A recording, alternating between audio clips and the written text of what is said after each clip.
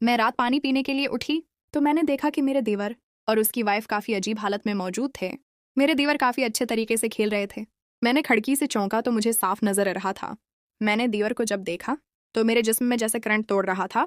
मेरे शोहर 1 साल से दबई में थे। मैं पहले भी अपने देवर से बात करती थी। मेरा दिल करता था कि मैं अपने देवर से ऐसा कोई ताल्लुक बना लूं, लेकिन आज मैंने जब देवर को ऐसे देखा तो अब मैं बेकाबू सी होने लगी थी। मेरा अब दिल कर रहा था कि मैं उसकी वाइफ की जगह पर होती और जो भी सुकून उसकी वाइफ शमाइला ले रही है वो सुकून मैं चाहती थी।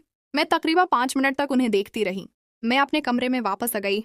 मैंने अपना मोबाइल उठाया और अपने मोबाइल पर फिल्म देखने लगी। मैं अब बहुत ही ज्यादा बेकरार और बेचैन थी क्योंकि मेरे शोहर पिछले 1 साल से बाहर थे। मेरा भी दिल करता था कि मैं किसी न किसी इंसान से ऐसा कोई ताल्लुक बनाऊं। मेरे सास और ससुर बहुत ही सख्त थे। मुझे अकेले कहीं भी नहीं जाने देते थे। मैं अपने देवर के साथ कभी कभी बाजार चली जाती थी, लेकिन अब मैं क्या करूं, मेरे पास अपने देवर के अलावा और कोई ऑप्शन नहीं बचाता। मैं फैसला कर चुकी थी। कल ही मैं सलीम से इस बारे में बात करूंगी। मैंने सुबह सलीम को कहा कि मुझे बाजार ले चलो, मुझे कुछ ज़रूरी चीज़ें खरीदनी हैं। सलीम गाड़ी लेकर ईया। सलीम के पास एक कार थी। मेरे शौहर अक्सर सलीम को खर्चा भेजते थे। वो एक फैक्ट्री में काम करते थे। वो हर हफ्ते घर ईया करते थे। सलीम ने मुझे अपनी गाड़ी में बैठाया और शहर लेकर चले गए। मैं रास्ते में थी। रास्ता बहुत ही ज्यादा सुनसान था। मैं सलीम को कहने लगी, क्या मैं तुम्हें अच्छी नहीं लगती? जिस पर सलीम कहने लगा, भाभी खैरियत तो है? आज ऐसी बात क्यों कर रही हैं? मैंने आज अपने उपार को भी काफी अच्छे इस तरह से तैयार किया था। वो काफी हद तक मेरे देवर को नजर भी हो रहे थे। देवर ने जब मेरी तरफ नजर उठाई तो उनकी सीधी नजर आबाद बढ़ गई। तो वो बस देखता ही रहेगा। नसीम भाभी जब ऐसी बात क्यों कर रही हैं दोबारा? वो अपनी गाड़ी चलाने लगे। मैंने कहा कि मैंने रात तुम्हें और शमाइला को देखा है। तुम काफी अच्छे खिलाड़ी हो।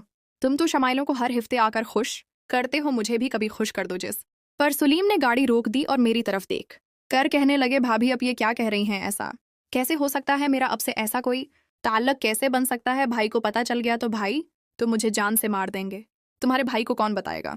तुम्हारे भाई को कोई भी बताने वाला नहीं। ये तो बस हमारा ताल्लुक है ना दीवर। तुम मुझे बहुत ही अच्छे लगते हो। मैं चाहती हूँ कि तुम भी मुझे शमाइला की तरह खुश कर दो। जैसा चाहोगे बिल्कुल वैसा ही होगा। मैं तुम्हें किसी भी बात से मना नहीं करूंगी। मैं भी तुम्हें खुश रखूंगी अगर तुम मुझे खुश रखोगे।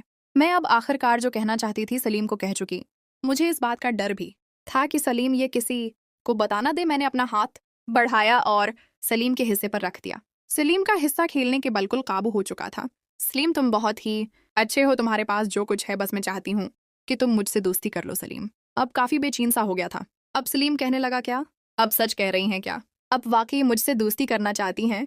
मैंने कहा, हाँ मैं सच में। हम जिस रास्ते पर जा रहे थे ये काफी सुनसान रास्ता था। गर्मी थी। हमारी गाड़ी में एसी चल रहा था। मैंने गाड़ी को एक दरख्त के नीचे लगा दिया। सलीम अब मेरी तरफ बड़ी गौर से देख रहा था। सलीम ने एक बार फिर मुझे गौर से देखा और कहा कि सच में क्या मैं आपको छू सकता हूँ? क्या मैं आपके साथ खेल सकता हूँ? मैंने कहा, क्यों नहीं, तुम जैसा चाहो कर सकते हो। थोड़ी देर के बाद अब सलीम मेरा साथ देने लगा। उसने थोड़ी सी सीट पीछे कर दी और मुझे कहने को कहा। मैंने अब उसके हिस्से को देखा और बहुत ही ज्यादा खूबसूरत था। मैंने कहा कि मैं तो चाहती हूँ कि हम किसी अच्छी जगह पर मुकम्मल तौर पर खेल पाएं। क्या हम किसी होटल में नहीं जा सकते? उस पर सलीम कहने लगा, नहीं हम किसी होटल में नहीं जा सकते। अगर हमें किसी ने देख लिया या वहाँ पुलिस अगी तो सब कुछ खत्म हो जाएगा। हम फिलहाल इस ताल्लुक को ऐसे ही रख सकते हैं। यहाँ इस रास्ते पर इस वक्त कोई भी नहीं। इतना दूर दूर तक कोई भी नहीं है। तुम परेशान क्यों हो रही हो? बस क्योंकि अब काफी अच्छे तरीके से मैं खेलने लगी। मुझे आज काफी सुकून और राहत मिल रहा था। सलीम को भी काफी अच्छा लग रहा था। सलीम के हिस्से को देखने के बाद अब मैं काफी बेचैन सी होने लगी थी। मैं तो अब बस खेले ही जा रही थी। मैंने सलीम को देखा। सलीम भी इस बार बहुत ही ज्यादा गोशत था। थोड़ी देर के बाद मैं अब कर की पछली सीट पर ऊ चुकी थी। सलीम भी अब मेरे साथ ही था। सलीम ने मुझे अब अच्छी सी पोजीशन बनाने को कहा क्योंकि मेरे लिए ये नया काम नहीं था। इसलिए सलीम काफी अच्छे तरीके से खेलने लगा। सलीम ने जैसे ही अपनी मंजिल को कहा तो मुझे बहुत ही ज्यादा सुकून मिला। इससे पहले मैंने कभी भी इतना सुकून नहीं लिया था। सलीम मुझे कहने लगा, भाभी अब बहुत ही ज्यादा खूबसूरत हैं। मैं आपको अक्सर देखकर बेकार गुस्सा हो जाता था। पहले आपकी शादी जब हुई थी मैं तो आपको देखता ही